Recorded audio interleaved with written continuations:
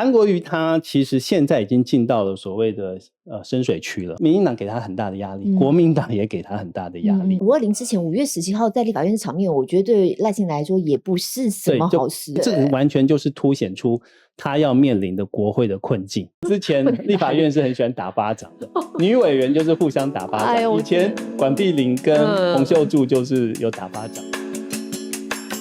新闻幕后聊新闻，这里是由 TVBS 联立媒体所制播的 Podcast 节目《新闻幕后》，我是陆家佳璐，希望透过我们节目带给大家新闻事件背后第一线的观察，让我们有不同的看见。欢迎您的加入。立法院在5月17号处理国会改革相关法案，挑灯夜战到半夜12点才休息。这中间的过程，大家新闻可能都看到了。画面可能都看到了，心里头各种感觉，有人觉得荒谬，有人觉得非常的激情，血脉喷张，反正就是这么多场的全武行。朝野有多位立委挂彩受伤，送到台大，有人脑震荡，不晓得现在状况怎么样了。那最后在17号当天呢，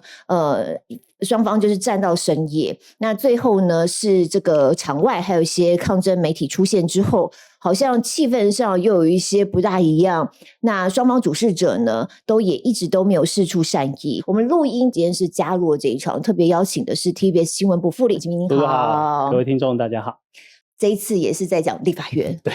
立法院。上次也是讲韩国瑜，也是立法院。对，然后上次讲到你就是说呢，反正这大选完之后呢，立法院就重中之重嘛，哈。虽然确实如你所言，但也没想到重成这个样子，这样子哈。你要不要先帮我们简单懒人包一下，就是到底发生什么事？好，其实我还是要呼应总统讲了一句话，就是我们新任的赖总统，他在520就职演说中，其实让我们跑国会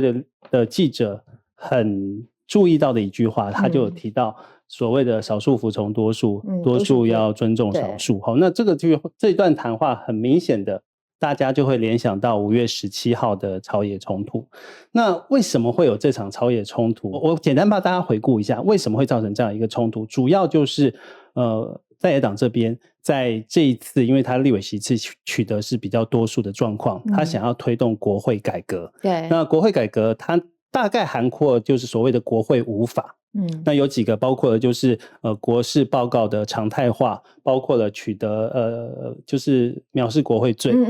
还有就是国会取得调查权、听证权，还有就是扩大人事权，以及立法院长投票的时候要采取记名的这样的一个方式，这些都要透过修法，就是立委职权行使法。那按照国民党跟民众党现在是比较多数的情况之下，所以他们在程序上面就是比较强势。因为按照立法的程序，我们也知道就是1读2读3读，那特别比较大家引起注意的就是在委员会的审查这个阶段，那时候已经吵了好几次了。审查会委员会的审查其实就是第一阶段的冲突，因为当时轮值召委是国民党籍的，他那时候就是把这几个条文，就是因为按照那个相关的程序要逐条审查，他就一条一条的去念，问大家有没有异议。然后民进党当然是有不同的意见，那民进党一提出有不同的意见的时候，国民党的召委叫吴宗宪嘛，他就说好，那就保留。他也没有进行后续的处理，他就保留。那怎么保留？就是送到朝野协商。那按照立法院的程序，如果大家就有一些了解，就是会进入1个月的冷冻期。每一条他提出了有没有异议，他也不处理，他就是问有没有异议，然后民进党就是有异议，然后他的处理方式就是好，那我们就保留。所以做一个召委，他可以做这样的处理方式，也可以有别的方式处理。当然是有别的方式可以处理。那他用这个方式处理，其实就是一个政治攻防。我觉得就是一个人数比较多的一个状况下，他选择一个对国民党或是民众党他想要通过这个法律的一个通过这条条文的一个技术上的一些手法。那因为他本身就是律师背景嘛，对，他是检察官 OK，所以他可能就是非常熟悉这个法律程序，这些议事规则，知道怎么样。他们有算过时间，有算过时间。他们最主要其实就指标性的来说，就是所谓的国事报告的常态化，因为那时候大概就是有1个月之前，他们就是先把这个案子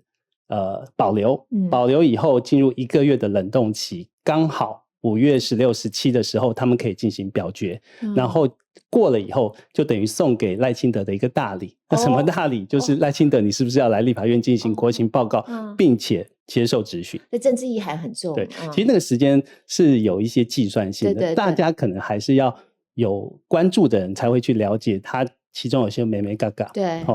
好，那时候就是国民党把每一个条文全部都送去朝野协商，每一个都保留，都进行冷冻。那民进党就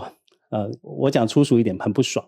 那他们怎么杯葛？他们就说好，那我就散会，我们就把那个会议就是不要处理，我也不处理啊，我也没有一个进度，我们就用散会。可是立法院就是比人头啦，对，不是比拳头哦。虽然后来大家比拳头，对，是比人头。那国民党加民众党就是比你多。对，那一天的司法委员会就总共表决了44次。哇，对，44次，应该是有破纪录。就单一委员会就是在一段时间里面表决44次，而且还重复表决。然后民进党为什么需要重复表决？有啊，我对表决有异议，我要提出重复表决，这是一个补救的一个方式，在立法院。但你也可以用这种方式杯葛啊。你的意思就可以一直这样拖下去啊？可以拖，可是只能一次，就是我表决跟重复表决。OK， 然后 total 加起来44次，然后民进党全败。那当然啦，对啊，因为你人数就是比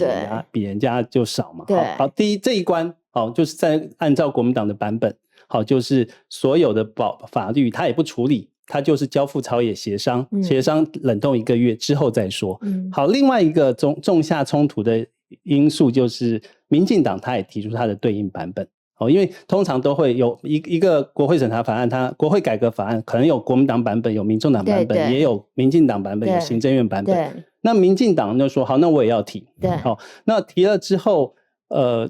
进到了司法委员会，也是进行逐条的处理。那国民党加民众党就提案散会。对，他就提案散会，直接讲好坏哦。对，就提案，然后让他们的案子没有办法出委员会，就我根本不处理嘛，那是就是散会啊。那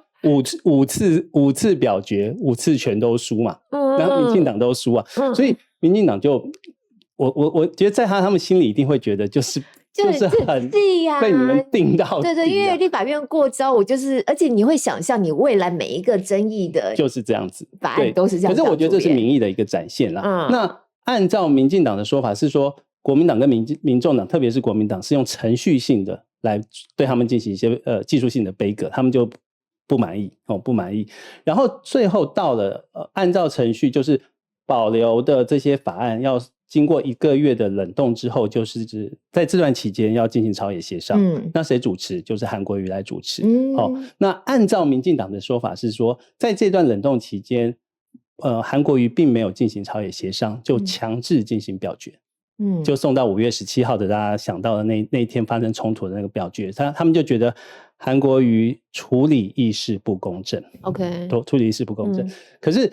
就我们的了解，其实韩国瑜还是有召开朝野协商啊，不是没有召开朝野协商。我新闻当中有播到啊。对，然后那时候按照我记忆所及跟韩国瑜透露出来的讯息，因为那时候都有公开直播，现在朝野协商有公开直播，以前当然就是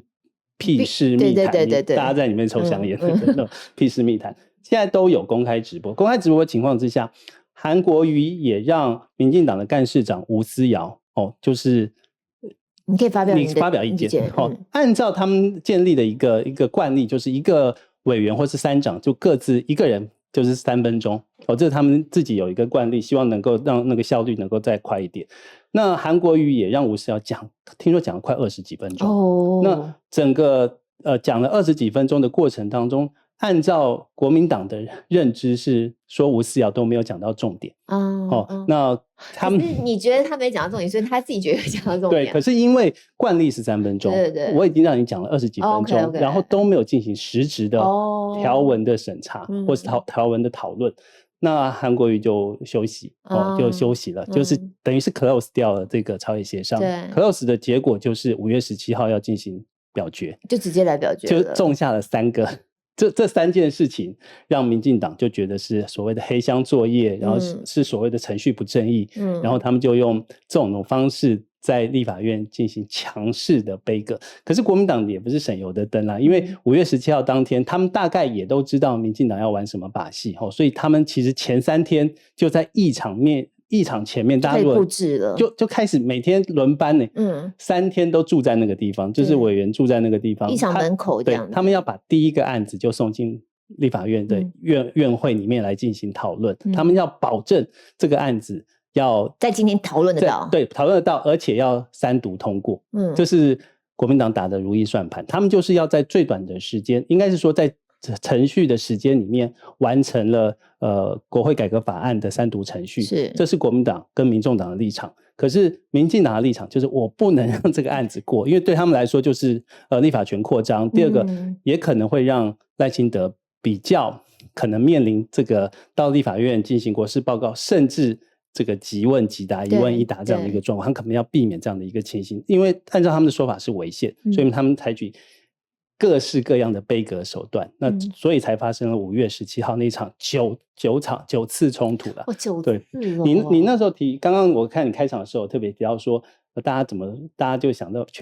观众看到这样的场面是说怎么对啊，就觉得有人可能觉得很荒谬，有人可能觉得很激动，很荒谬，很激动。对，我们也很激动，记者很激动。我说好久没看到这样的场面了。对，我那时候想说上一次打成这样什么时候啊？如果我记得没错的话，应该有8、9年没有打。我记得应该是 ECFA 那一次，在审 ECFA 那次打得非常的严重。所以就我们国会的立委来说，其实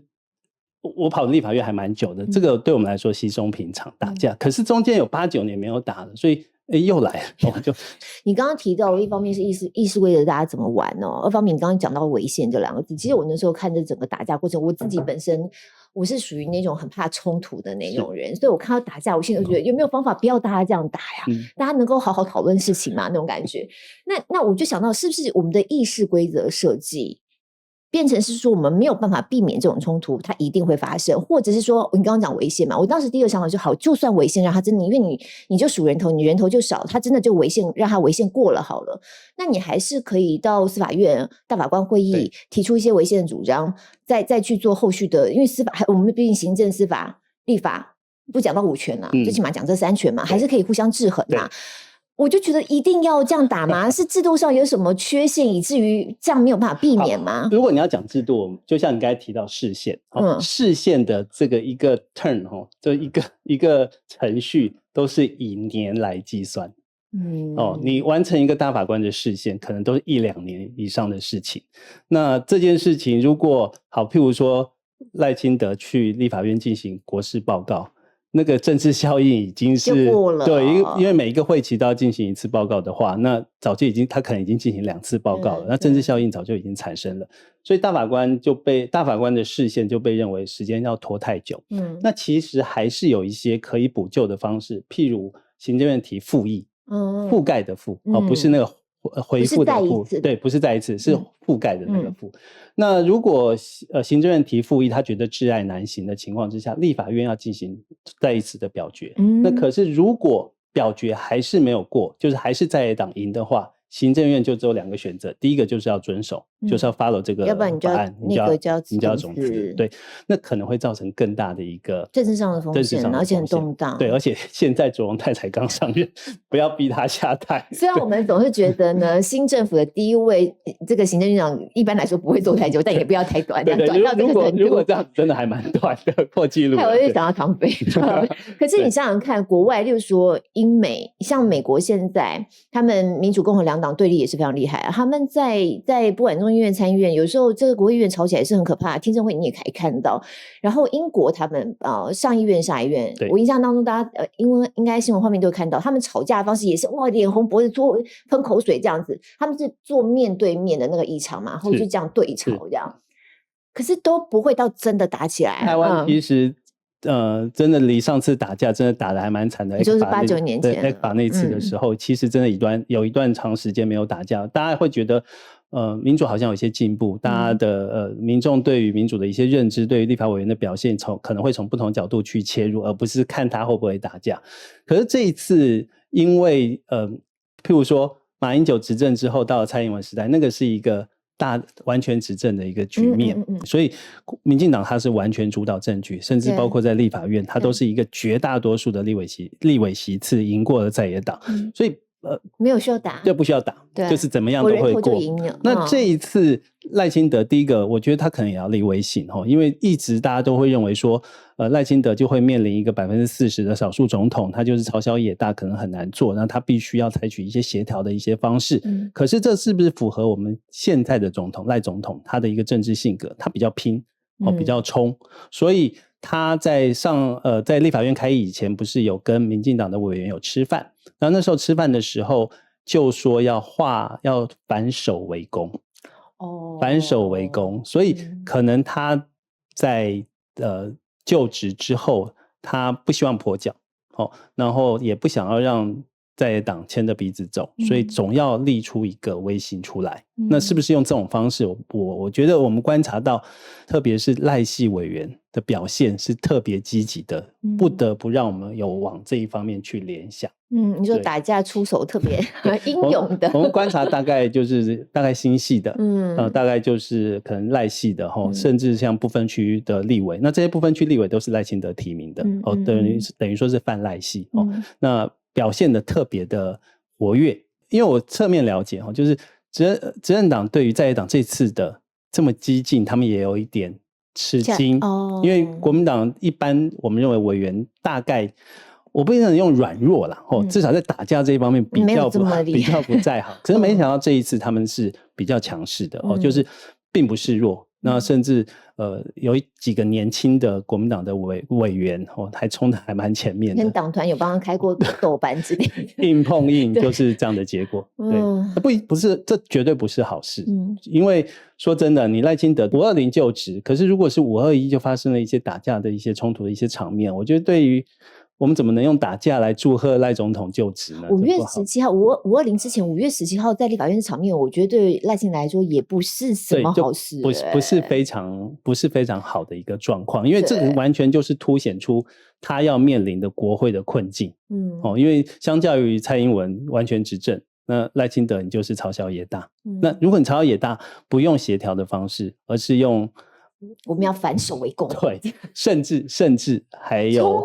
外场都还有群众，对这一点，我其实你就责任政治来说很难想象，就是一个执政党，因为立法院里面都是立委，这些立委背后都有民意，他们已经在做民意当中的一些拔河也好，而且是最新的民意，外面有这一群群众出来抗议，可是你不能说他是民进党的，因为看出来。我觉得他们有一些刻意上的一些安排，就是外面的这群群众大部分都是一些可能像是呱吉啊，像是苗博雅啊，这些大家认为他们立场比较偏绿，可是他们又不是民进党的，这样来回避所谓当家不闹事这样的一个状况。不过你刚才一讲，我其实心里头立刻就想到说，那接下来4年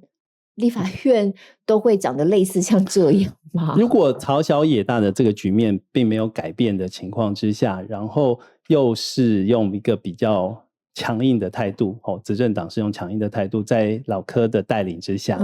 我觉得这样的所谓打架的新闻，可能我们国会记者会常常会要处理这样的状况。对，不过我还不清楚啦，因为一直说我们的行政院长新的行政院长钟泰是调和那个，他的强项就是他姿态放着很低，他可以跟在野党进行协调。那如果能够进行协调，那当然其实大家不喜欢吵吵闹闹，因为你吵吵闹闹，你的国政你就没办法施展嘛，那反而舞台是照给在野党，那你要把你的第一任做出一些成绩出来，势必上可能还是需要有一些比较柔软一方面的这样的一个安排。我在想象，如果从制度上做改革啊，例如说议事规则的调整啊，或者像英国刚刚讲，他们不是做面对面对骂嘛？他们好像地上真的有一条红线，就你不能够超过楚河汉界，所以你只能这样骂，肉身没有办法到对面就没办法打起来的。我就说有没有办法透过这种方式，我们有可能利用这种方式来让他们不要打架。我觉得真的打到可能观众已经不看他们的新闻的时候，这一天应该就不会。不过就像我们刚才有讨论到，就是现在又自媒体盛行，对，那现在每一个委员去开会的时候，不是带什么水壶啊，带什么公事包，都是配一个 GoPro 啊，或是配一个密录器啊，都是全程直播，因为他要对他们的支持者交代。他的讯号直接就送出来，就里面有直播出来了。对啊，就直播出去啊，就在他们，因为现在每一个委员都自己的 YT 频道嘛，他要对他的支持者交代，特别是区域委员，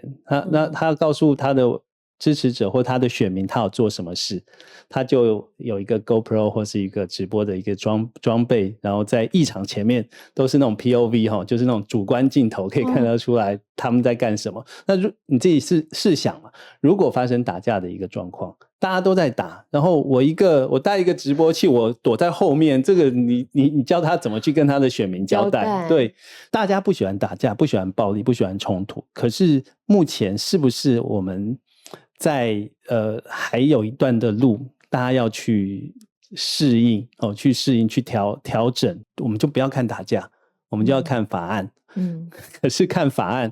我讲白一点，收视率就通常都不会太好。对，这个真的就是让我们自己做记者做新闻的很两难的，因为说真的啦，我们刚刚不是还懒人包了一下嘛？如果不这么一打的话，大家也不真的还不会去关心到这个什么国会改革法案什么之类的。是因为你记者也要对于这个法案要非常非常清楚，这当然是我们的工作。然后那可是如果是说我们做新闻有一个所谓黄金7秒钟、黄金8秒钟，对，前面就是放最精彩的画面，后面才会放一些可能实质上的一些肉那可画面会越好看，越会往前面推那所以这就是一个告诉大家电视新闻要看画面的情况之下那我们就以画面作为一个最主要的一个因素那怎么去调整？好，就是大家不要去看打架的新闻的时候，我们就会做得到，我们就会做我们所谓的国会记者的专业，知道法案的一些进度，法案的一些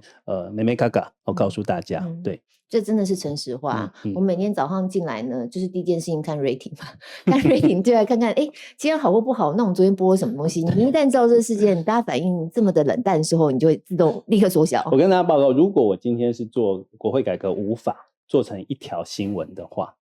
我其实是怀疑很多人会有什么人会看。对，那我们当然有一些技巧，就是会把一些可能立法院的一些攻防放在前面，后面再带一些法案的实质内容那这个就是一个做新闻的一些方式。那可是还是回到我刚才讲的，大家要看的是一个好看的新闻，不代表说我不能说这样是不对的啦。可是因为就像你讲的 rating 嘛，rating 的一些考量，这真的每个行业有每个行业就是难为之处，对也是必要啦。对，但是我回头也想了解一下，就是以像这样的场面来说，立法院这个韩国瑜韩院长，他是到底能或实际上他也没办法扮演什么角色？韩国瑜他其实现在已经进到了所谓的深水区了，对，就是以前当然是甜蜜期，然后就是刚接院长的时候，大家可能关注他的就是一些吃水煎包，因为我们之前讨论到那些话题后，可能比较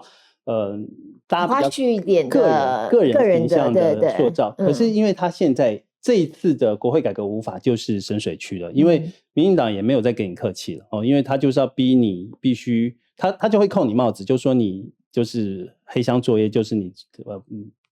处理议事不公正。所以这时候韩国瑜我觉得他是更两难，然后因为他一定要把这件案子处理得好，各方都能够接受的状况，因为他在立法委员的任内的经验其实就很早之前，对，很早。那他当院长的协调功力，大家现在才要看有没有展现出来。对，所以我觉得民进党给他很大的压力，国民党也给他很大的压力那以前王金平的处理方式就是他就是避免冲突，一遇到冲突就是朝野协商那可是朝野协商局面就是那个程序或是那个进度就是效率就会拖得很久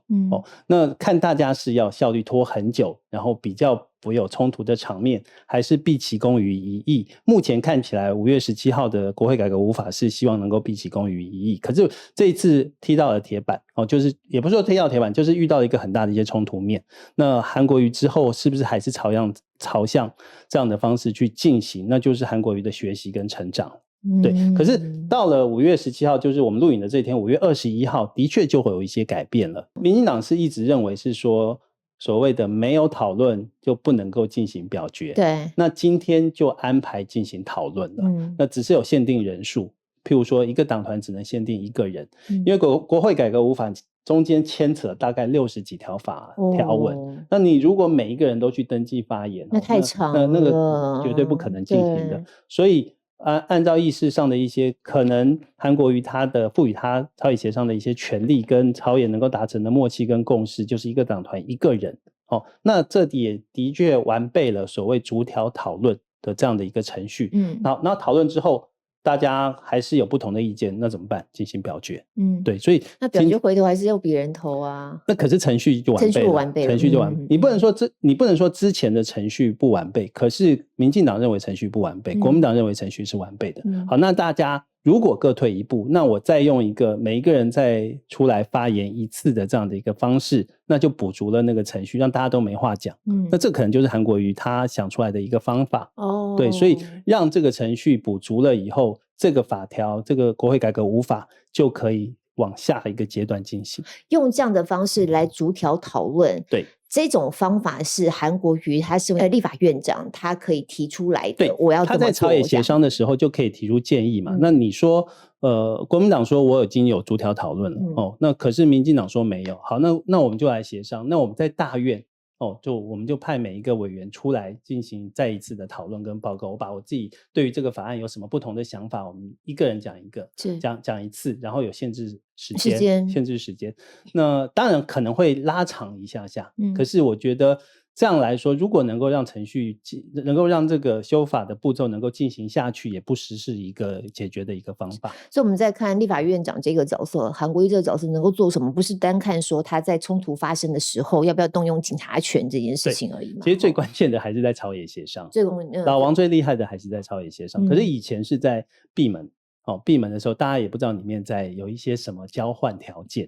可是现在全程开放了，全程开放，其实韩国瑜要处理议事法案，处理朝野协商，其实是更困难的。所以你刚刚也提到了包含朝野协商从过去到现在很大的变化嘛，你自己跑立法院这么久，你觉得现在立法院跟过去啊，就是从一个脉络上去让我们理解的话，像这样的场面，过去我印象当中就是朱高正那个时候嘛，1988年，对不对？那个时候长的那个样子跟现在也不大一样。例如说在以前我们好像都觉得说立法院好像委员们打完之后结束，他们好像可以一起去喝酒喝茶，对不对？是不是？对，跟现在这个应该也，我跟大家报告一下，我就拿1988年的那一次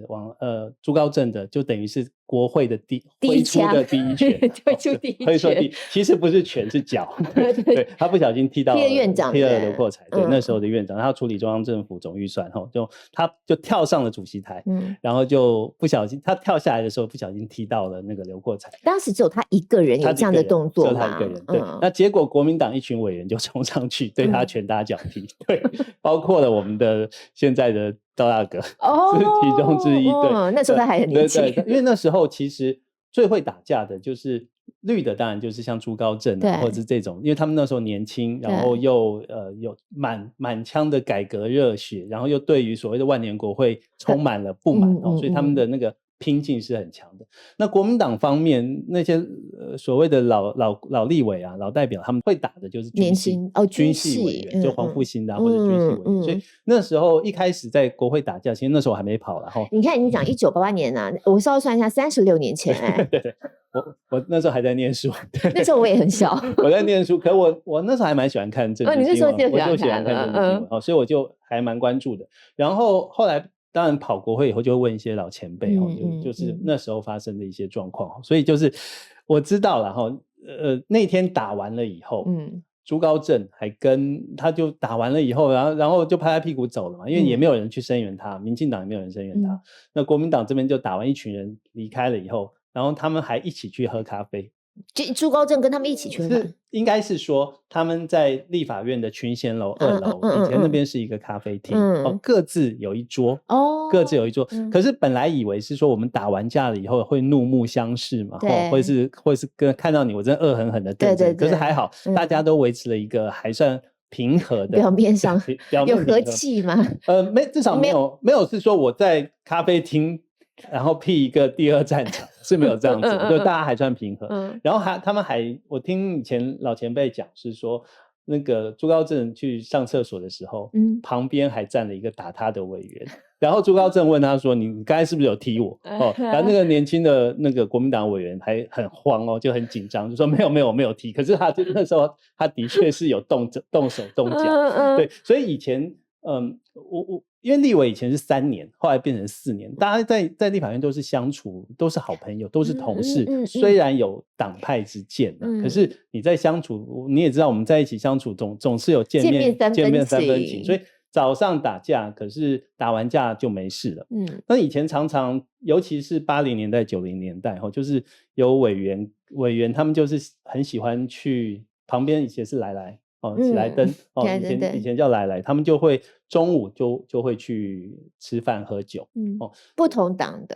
一起喝。我那时候也是听一个老前辈讲一个故事，是有一个大佬级的国民党委员他就准备，他一手就提了半打白兰地对，半打白兰地，然后在场的就包括国民党的委员，然后在野党的委员、民进党，然后还有记者，然后就说这半打不喝完不准离开。对，而且是用公杯喝中午中午就开始喝。他是不是下午有什么重要表决？他意图不轨，想把大家灌醉。下午的表决大家又没办法。以前就一起喝酒。而且以前打架，其实也不是以前，其实立法院的限定就是打架都是早场限定。就是只有白天就是12点以前记者要赶12点的新闻，他们就打到11点之前。立法院是很喜欢打巴掌的女委员就是互相打巴掌以前管碧玲跟洪秀柱就是有打巴掌，邱意莹也有打李庆华一巴掌，如果大家都还印象很深刻。对，然后还泼水什么的。然后后来邱意莹也被许淑华打一巴掌，就是那时候立法院就变成巴掌院，就是拍来拍去就是有一些这样子的情形。可是打归打也真的打到流血事件出来。对，有过，真的很严重。我记得其实最严重的就是 ECFA 那一次然后那时候吴玉生跟黄伟哲民进党黄伟哲大家对他印象就是很斯文，对，然后很 nice 好好先生。可是他那一天就是我觉得他可能 maybe 也不是故意的就是在朝野发生冲突的时候，他拿了一个计时器就随手一挥一丢然后就丢到了吴玉生的眼角吴玉生当场血流如注因为这件事情黄伟哲被判刑了拘役55天。真的有他那个是在大院发生的然后吴玉生坚持提告因为黄伟哲虽然后来有道歉说他不是故意的那还是过失而且真的就是被拘役55天，当然是一颗罚金但这件事情也走到了法律上的一些层次然后另外像是我如果还记得有一次在处理 NCC 的案子的时候，国民党那时候的张硕文也跟民进党的李明宪委员台中选出来的委员也是爆发了严重的冲突，可是他们应该不是互打，而是都被打到眼角流血那时候都有见血所以立法院有时候你说打假的也不是，大家有时候真的杀红了眼的时候可能也是拳头不长眼，流血冲突常常发生。那你刚刚讲说他们即便这样打呀之后还是一起喝酒吃饭，那是以前的，现在还有办法吗？现在看起来好像比较没有因为我后来跟委员一些应酬都是蓝绿各自的然后就是比较大家越分越开了比较虽然在立法院里面可能还是点点头微笑就是没有在发生冲突的时候，可是好像没有像以前这么热络，感觉起来好像不大会像以前喝酒有点玩闹的那种感觉因为我觉得这还是回到了民进党执政时代的就是一党独大那时候就是变成完全执政国民党就完全弱化那整个冲突就发生不起来虽然国民党也想要去背个但你实在是没办法，就是没办法那他们就有一些创意有一些创意说我就用道具去引起注意嘛所以立法院就常常又是丢水球有记得丢面粉最恶心的是那时候要审应该是美猪还是美牛的时候丢动物的内脏都有所以立法院臭气熏天这个我们跑国会的记者真的什么都看过你自己这几天有没有稍微这个民间朋友问一问一般民众到底怎么样评价这一次立法院的冲突场面我觉得大部分人看到还是觉得好笑大家我觉得民智已开啦大概也都知道各自在玩什么把戏然后只是大家凑热闹因为可能平常工作也很辛苦了然后看到有一些比较动态的场面就会就会8点档在看就对了，追剧。对，我看我很多朋友都说啊，要拳到肉啊，这样不行啊，这个真的是鼓励暴力不行。可是但就是反讽啊，对啊，就是一种反讽啊。我觉得大家大概知道蓝绿攻防为了各自的立场，那彼此有一点，我不知道能不能说用演的这样的一个成分啊，可是的确是有支持者或是选民会觉得啊，是不是又是在演了？对，那新的赖清德政府的第一战，然后竟然打得这么轰轰烈烈，对，所以这个会不会为接下来的4年，刚才我们讨论的种下一个恶果？你觉得赖总统他自己能做什么？因为你刚刚讲到卓荣泰卓院长嘛，他感觉起来个性上好像可以去跟大家沟通协调一下。可是赖总统他表态很重要啊，例如说你刚刚讲到说他说反守为攻，是不是？对对对。你看这4个字，军令一下，大家就哇。对，他讲了反守为攻，他也讲了少数服从多数，可是大家听到的都只是我想要听到的那一句啊，所以你国民党强调。不过我觉得关键点就是看5月21号国民党跟民进党的表现。我个人认为是有在收了。今天画面上看起来是大家热热闹闹的，举标语表态，但是我们不要动手，我们不要保持身体上的接触。我可以用声音，我可以用道具，然后我用一个技术性的一些杯葛。我觉得动手就不对了。对，只要是动手就不对了，尤其是在大院那种场合。所以你觉得赖总统他还是可以做一些什么来缓和这样的气氛吗？当然了，因为他应该，其实因为他就是要约束自己内部的人。对，毕竟他是执政党因为接受立委的监督是他的义务他必须要接受立委的监督。那你要让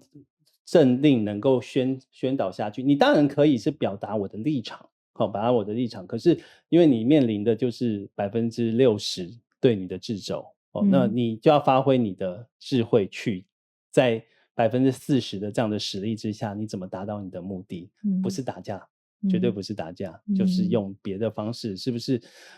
有一些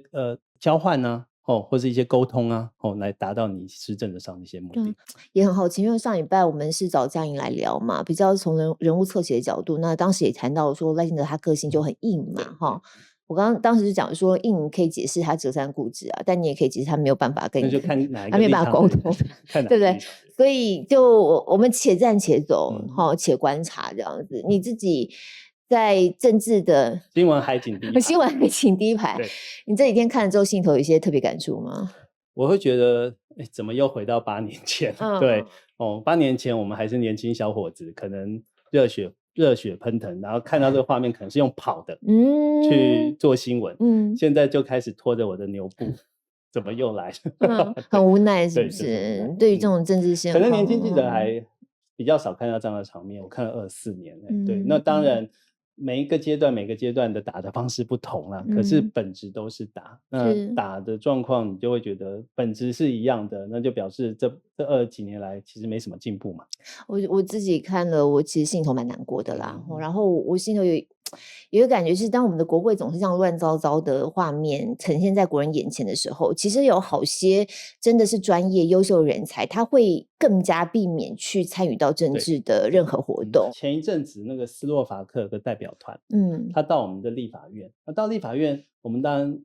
习惯就拍个打卡照嘛要在脸书上 po， 然后他们在立法院就是比出在打架的那个姿态斯洛伐克的代表团，然后我们的委员还竟然配合他去做一些演示的动作这个我们的形象在国外是这样的情况之下，就像你讲的有一些真的专业的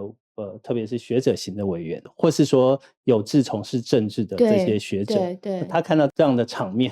他怎么会敢？就是不是对于政治性这么高，但是真的有某一程度的专业或他的专长领域，是真的很值得。大家可以敬佩的这种人，其实他是不愿意的。所以像我自己私底下有别的节目在采访嘛，近期有访过的2位都是不分区，刚好一个国民党一个民党，国民党是这个葛如君葛委员，民党是张雅婷委员那一个是在科技领域，然后另外对宝博士，然后另外一位是在跟孩子啊或是家庭啊这种我觉得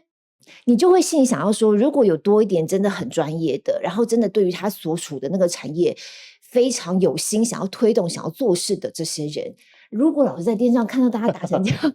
对他的形象有伤啊，因为他走出去就说不是就打架的位置，对啊对啊，对他还说他好在他自己专业领域他可以做出更大的贡献，他何必淌这趟浑水？对。不过他在当立委，他有他的权利，应该赋予他更多的权利去达成他想要达成的目标。可是就被打架这件事情就模糊焦点嘛，就会觉得很多真的很优秀的人会因为这样子不愿意进到政治的场域。其实你要进到政治场域，才就像你讲，手上才有权利，才能够真的做一些事情。那这就不是国家之福啦，所以好吧，我们就一起努力。那我虽然是身为一个晚间新闻主播，我们这位是我们新闻部的副理，但如果大家不想看这样新闻的话，我可以接受你这个事情就不用看。对，然后我就会调整方向，对，我就会调整方向，然后我们就知道打架没有用这样子，然后等一下再转回来看，好吗？好，今天非常谢谢启明，每次跟你聊聊都会对目前的政治状况能够更深刻的了解了。我觉得希望能够透过这样的沟通，让大家看到真的是不一样。就是你刚刚讲海景第一排，可我们除了看这个热闹之外，实在是希望能够透过看到重新思考，然后有些什么我们也可以去做的，促进这整个政治环境可以更好，这才是我们对我们国家人民才有帮助的事情。新闻幕后聊新闻，听那些看不到的故事，现在各大平台都可以听到我们节目哦。希望我们用这样的方式聊新闻，欢迎订阅分享，并且在 Apple Podcast 或 Spotify 给我们5星评价。有任何想要回馈给我们的想法，都可以点许愿池连结留言给我们。感谢大家的收听，感谢老兵，谢谢大家，我们下周四再见。